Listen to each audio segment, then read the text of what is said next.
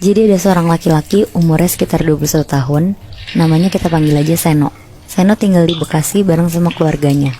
Jadi Seno ini tuh anak kedua.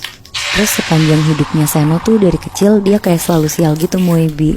Pokoknya dia makin dewasa tuh makin mikir, kenapa ya hidupnya dia tuh selalu sial dan ada aja cobaannya.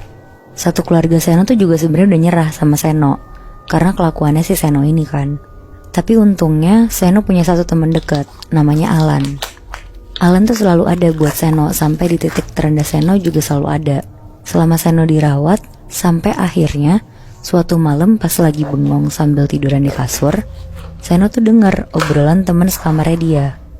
Mereka ngomongin kodam sama jin yang nemenin kita selama hidup.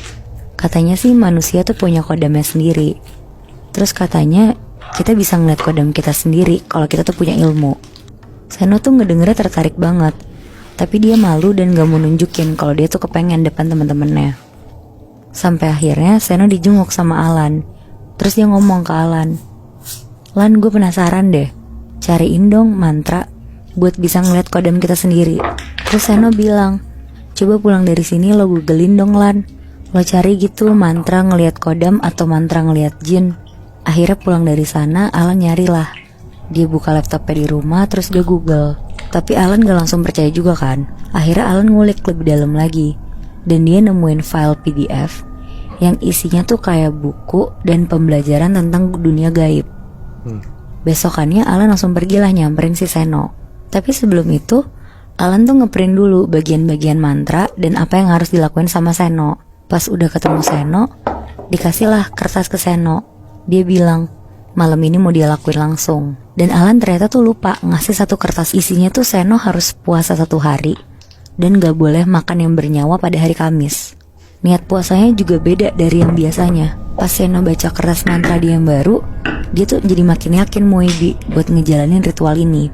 Sekitar jam 12 malam jalanlah Seno ke ruangan gudang itu. Sebelum dia masuk sana, dia udah wudhu dan udah mandi besar juga. Mulailah Seno sholat hajat 2 rakaat. Terus lanjut baca Hu Allah 21 kali sambil tahan nafas. Abis selesai baca itu, Seno merem, terus mulai baca mantranya lagi. Tiba-tiba Seno tuh ngerasa kayak ada kehadiran orang lain selain dia di depan dia persis. Di situ Seno mulai merinding, terus dia tuh refleks buka matanya. Pas Seno buka matanya, Seno tuh ngeliat di depan dia persis ada sosok gede banget hitam. Matanya merah, rambutnya panjang. Sosok itu tuh laki-laki. Sambil mangap terus liurnya tuh bercacaran sampai ke lantai. Sambil ngeliatin Seno, di situ Seno sebenarnya kaget banget. Tapi dia berusaha tetap santai sambil istighfar. Pas Seno udah mulai tenang, Seno berusaha komunikasi sama sosok ini. Dia bilang, "Saya Seno, saya panggil kamu kesini untuk bantu saya." Tapi sosok ini tuh diem aja. Karena Seno kesel, Seno ngegas terus dia bilang, "Saya yang panggil kamu kesini, jawab saya." Tiba-tiba sosok itu tuh berdiri, nyeret Seno, terus ngelempar Seno ke tembok. Seno berdiri berusaha buat ngelawan sosok ini, tapi ternyata sosok ini tuh lebih kuat dari Seno. Seno bener-bener dilempar badannya ke tembok sampai Seno tuh berdarah-darah. Dan akhirnya Seno tuh lari berusaha keluar dari ruangan itu. Dia masuk ke kamar mandi, ngunci dirinya dia.